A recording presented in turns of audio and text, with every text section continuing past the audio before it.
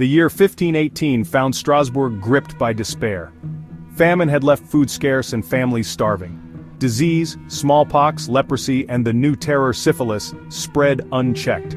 Death was everywhere, and fear hung over the city like a shroud.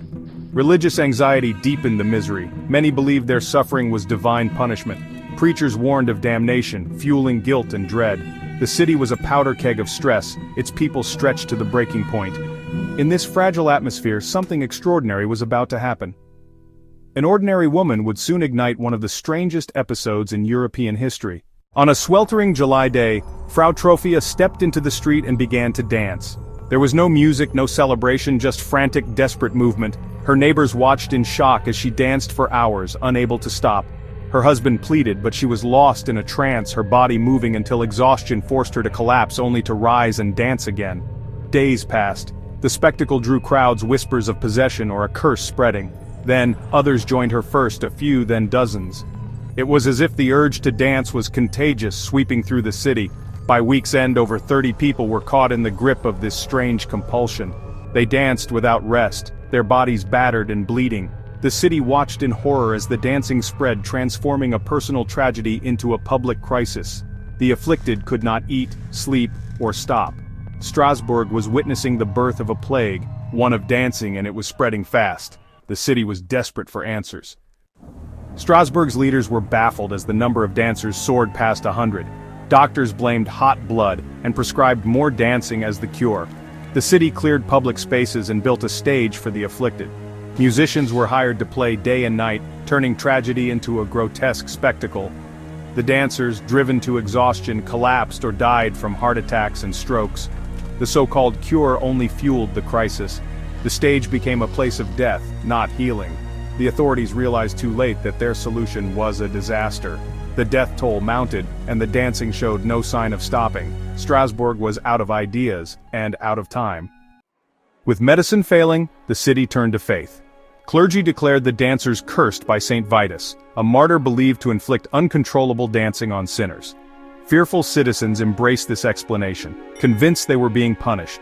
The city banned music and dismantled the stage. Dancers were rounded up, not to dance, but to repent. The authorities organized a desperate pilgrimage to St. Vitus's shrine in Saverne. Many dancers, too weak to walk, were carried in wagons. At the shrine, priests led rituals, crosses in hand, red shoes on feet, holy water sprinkled, prayers chanted. The city's last hope was divine mercy. Strasbourg waited, praying for the nightmare to end. For centuries, the cause of the dancing plague has been debated.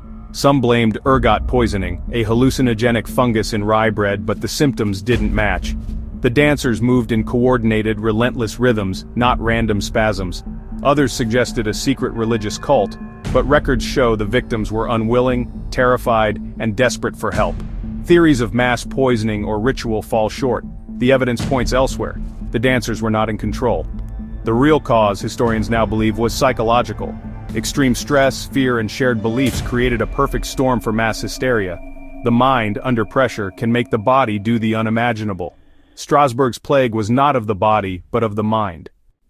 The turning point came with the pilgrimage to St. Vitus's shrine. Isolated from the city's chaos, the dancers were removed from the source of their distress. The rituals at the shrine, prayers, holy water, red shoes, offered hope and a sense of release.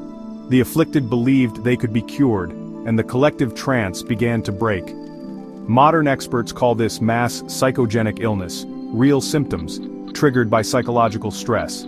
The famine, disease, and fear in Strasbourg had primed the city for such an outbreak. After the pilgrimage, the number of new dancers dwindled. By early September, the dancing stopped. Strasbourg mourned its dead, but life slowly returned to normal. The crisis ended not with a miracle, but with the easing of collective fear. The dancing plague of 1518 is a powerful lesson in the link between mind, body, and society. It shows how collective stress and fear can erupt into bizarre, contagious behavior. The suffering was real, driven by famine, disease, and shared beliefs. The event stands as a case study in mass psychogenic illness, where emotional distress becomes physical reality. Even today, echoes of such outbreaks appear in schools, factories, and online, where anxiety spreads like wildfire. The story reminds us that mental and social well-being are vital to public health. Fear is a powerful contagion, and history can repeat itself in new forms. By understanding Strasbourg's tragedy, we gain insight into the hidden pressures that shape us all.